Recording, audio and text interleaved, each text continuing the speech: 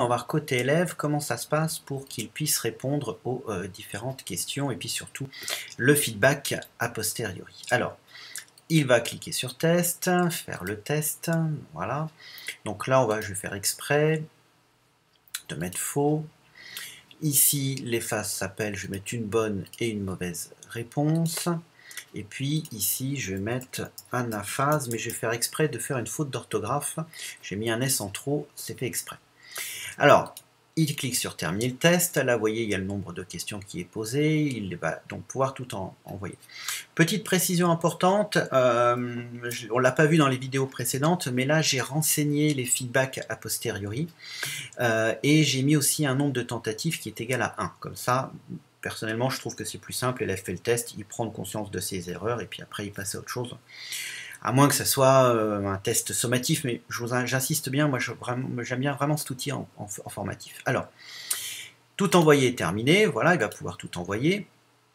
Et c'est là où c'est intéressant, vous voyez, donc l'élève voit que là il s'est trompé, donc là le feedback montre, mais non, il y en a 4, la bonne réponse était vraie parce qu'il n'y a que 4 phases.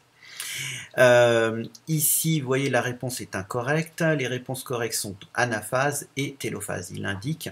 Et vous voyez ici, dans le feedback a posteriori, donc en bleu, il donne les réponses, et ici, en jaune, ce sont les feedbacks qui ont été indiqués a posteriori lorsque la question a été réalisée.